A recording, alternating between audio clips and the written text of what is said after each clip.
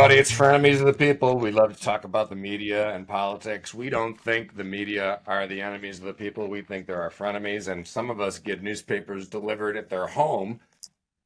As I've said before, it gives me something to read on the way to the blacksmith shop. But let's talk about something a little bit more current. Right here in our fine city of Chicago, the Federal Reserve Chair helped trigger a crisis with the president and world markets going crazy. All started right here in Chicago when he gave a speech at the Economic Club and said that maybe tariffs aren't a great idea.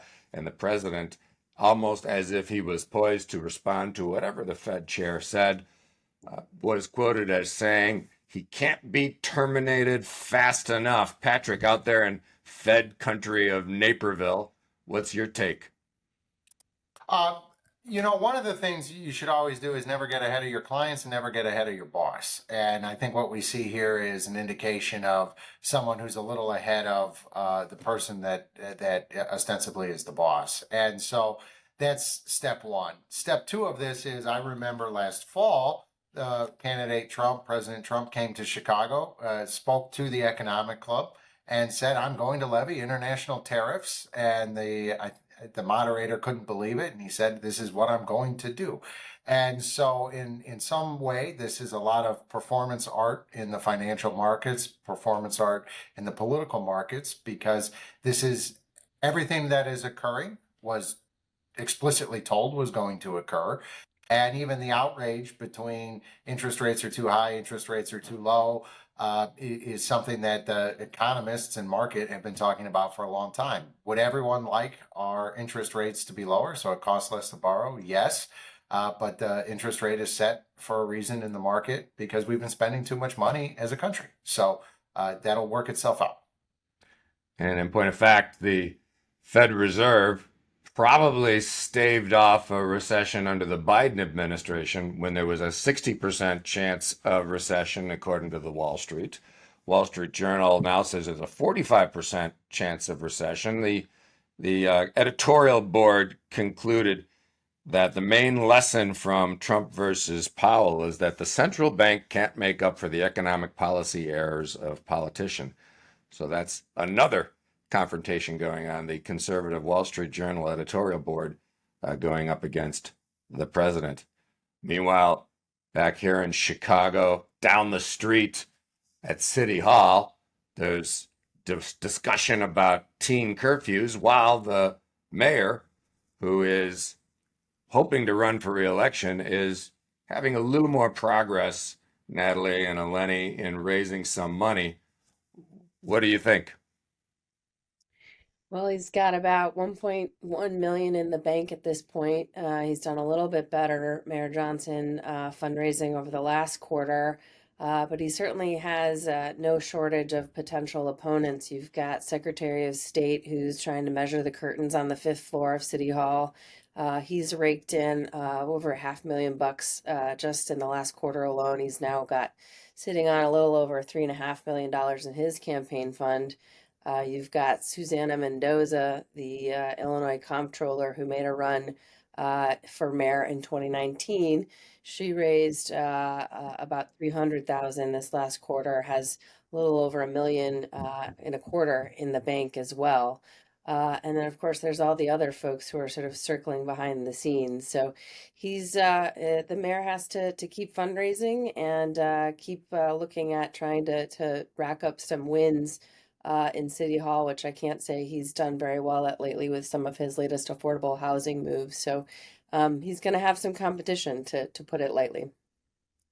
Eleni, it seems like it's never too early to talk about the next Chicago mayoral race. There's still quite a bit of time for this mayor to get through his first term. The polling hasn't been great. There is a lot of money coming into his campaign fund from out of town. Absolutely. And, I think we're going to see several names coming in and out of this equation. Polls are polls. And sure, his numbers don't look good now, but, nobody knew who Brandon Johnson was even just a few months, not even like a few weeks before he won the election. So it's too early to tell, but I will say that we will probably see a line down the street and out of the Chicago border lines of people who will want to try to give him a run for his money right now. You know, any candidate always comes in differently in the polling once they have an opponent. But Mhm. as the late great Paul Tsongas said, money is the mother's milk of politics. So he's going to have to continue to raise money in the meantime. Speaking of money, the governor of the great state of Illinois was on Fox News. What's that about, Eleni? I think we're all aware that the governor has aspirations outside of Illinois, and I think that this is just part of that strategy of assessing, what his image is like out there and also taking his message to his opposition. I think, you know, uh, it's not surprising to me to see him do it, and I would expect we're probably going to see a lot more of that as we continue on through this cycle.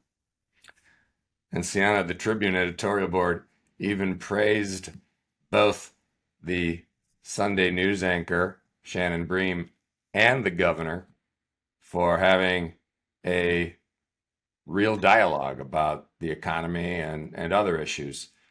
She did try to bait him into a few of the third rail social issues, and it seemed that the governor stayed on his message of the day, which seems to be something that other Democrats may want to follow suit on. Absolutely. I think it's really important that, when that message is shared or when it's communicated, that they use those talking points to ensure that they're aligned. Absolutely. So these same politicians back here in Cook County, where there's so much good government, are beginning the early stages of their slating, and lots of people jockeying for some of the other positions. But it seems, Natalie, like we're still stuck at the top. And until Senator Durbin and Governor Pritzker clearly articulate what their plan is, lots of other folks who want to climb up the ladder are going to keep jockeying. Yeah, you've got those kind of two dominoes at the top waiting, everybody's waiting to fall and tip their hand. They had the pre-slating meetings this week for the Cook County Democrats.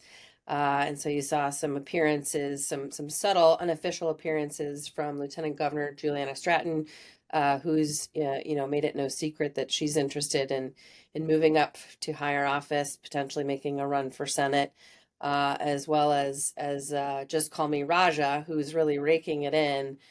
He's got nearly 20 million in the bank, and is trying to play all the right notes of being deferential to Senator Durbin, saying it's his announcement to make, but certainly everybody's circling and waiting for those two dominoes to fall. In fact, Congressman Krishnamurthy has been raising great gobs of money. It's pretty incredible. All right, I want to go to Naperville because that is the center of all things. All you got to do is ask Patrick. So, of course, I think many of us saw pretty much across the globe that Naperville, for the second year in a row, has been named the best city to live in the United States by online database Niche. I think we're all subscribers to Niche. But Naperville Top Golf is the best place in America to find a gun in someone's car in the parking lot. What's up with that, Patrick?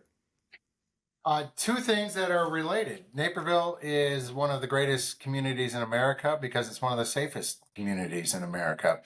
And I believe what so many families and parents, especially young parents, are frustrated with is why isn't the law enforced? And so what the Naperville police are doing at Topgolf is letting cops be cops. And if you leave a weapon in a car, they're going to find it. They're going to go in and they're going to arrest you. And so that is just occurring there. Top Golf is Naperville's #1 entertainment destination, and Naperville's hospitality economy is the second in the state, behind only the city of Chicago. So you're going to have volume of people, and some people are bad people, and bad people get arrested by the police in Naperville. So that is what's occurring. But on the positive side, again, Naperville took the niche Triple Crown on 3 different ratings, which was impressive for them. I think it was the first time they've won that. But that really comes to decades of great planning, decades of great involvement, and a little bit of, as they say in Dyersville, Iowa, if you build it, they will come. Lenny, I will point out that Patrick used to work for the Naperville Chamber of Commerce. You can hardly tell He still when you works hear him there. talk about that. And a quick PSA for everyone listening in, Naperville has also been rated one of the best beaches in Illinois. So as the summer is approaching, anybody's looking for a good beach trip, Naperville's got it. Eleni is just jealous because the Naperville office is adjacent to the beach. I run our beachfront operations, as you can tell by my beautiful tan. So it's just for the listeners out there, it's her latent hostility that I am at the beach every day while she is on the L. Talk about niche. This is taking a very niche turn. Okay, let's learn some things about Gen Z. Sienna, famous millionaire podcaster Mel Robbins, who has maybe about 1.5 million more followers than this niche podcast, slammed people that are criticizing Gen Z, who have critical things to say, like Gen Z is lazy or doesn't want to put in the 8-hour day. What did you think about that? Gen X coming to the defense of Gen Z, Sienna? Well, I think that Gen Z, they just have a different way, and I always say they, as if I'm not a part of this group, but I think Gen Z would have just a different way of viewing things, and when it comes to work, and when it comes to work-life balance, those are just some things that we may not see eye to eye with other generations, and so was I love Mel Robbins, and I was actually reading this article and how she said, "Have you stopped to consider what it's like to be 20 something today?" And I think I can also ask you all, have you all stopped to consider what it was like, being 20 something? Like, where were you at that time? And so I think that question is really reflective and is very introspective. And so it's one of those situations where, again, I don't think Gen Z is just lazy. We just have different avenues and different options in which we can explore our interests, whether that's in career, whether that's in hobbies and things of that nature. And that can eventually make us money. I think the way in which the world is going now, with influencer, with content creation, with working from home, all of those things are different. And so I I absolutely love the stance that Mel Robbins has. It's always good to get defense from someone of that influencer stature. She's a Gen X influencer who's spanning lots of generations for sure. Okay, it's time to talk about our favorite part of this show. It sounds terrible. Can't wait. Who wants to jump in first and tell us something they're looking forward to that's going to be terrible? Oh, uh, the crucifixion. I'm gonna go with that's gonna be pretty terrible this weekend. So rest in peace. It does sound terrible, and I think we're unique this year that the traditional Christian Easter and the Greek Actually, Christian and Easter. to couple the second terrible for me, Greeks are not going to get the 50% off Easter candy this year. So this was a little bit of a pricier one for us. It's a two-part terribleness report from Melanie. How about you, Natalie? I What was sounds asking terrible? Lenny if she How was do you going to take follow off that? next Friday, and she said, "I can't. It's this Friday." She was trying to double tap the Fridays. How do you follow That that? is one of I'm them. just sad as a geriatric millennial that thinking about Tiana saying, think back to your 20s. TikTok didn't exist when I was in my 20s, so I'll just leave it at that. That's pretty terrible. That does sound terrible. Patrick, anything terrible in Naperville? I mean, it can't be. No, there's nothing terrible in Naperville. It's where Adolf Coors learned to brew beer, so you're welcome. But what is terrible for me is I'm finally getting as old as my personality and am turning 40, and that is going to be wonderful, and I can't wait. But Sienna, when you were talking about put yourself back when you were in your 20s, Dennis can tell you exactly as I was in my 20s, and I was one of the old cranky Muppets up in the sky saying, I'm tired about paying my taxes and I'm concerned about debt. And Yeah, when that's he That's was what what's 24, scary. he was, yeah, for sure. When he was 24, he was already 40. Sienna, anything terrible that you're looking forward to? I am looking forward to my nieces driving me crazy over the Easter egg hunt that we are having this weekend. So they're gonna be filled with a lot of sugar, but it's gonna be fun, right? I, on that note, for me, what's going to be terrible is Peeps. They make my teeth hurt just looking at them. And I was disturbed to learn that according to the USA Today, which looked at the top Easter candy by state, Illinois' number one candy for Easter is Peeps. So that sounds terrible, but I know the kids are going to love it this weekend. And I'm sorry about not getting the discount, Eleni, but I'm sure you'll do your best. I'm gonna try. Well, that's it. I mean, if it's terrible, it's frenemies of the people. We appreciate everyone being here. Producer Grace, Grace produces stuff, is also Grace draws stuff. She helps us out. And we were sponsored by Turmoil. Thanks, everybody, and we'll see you again soon.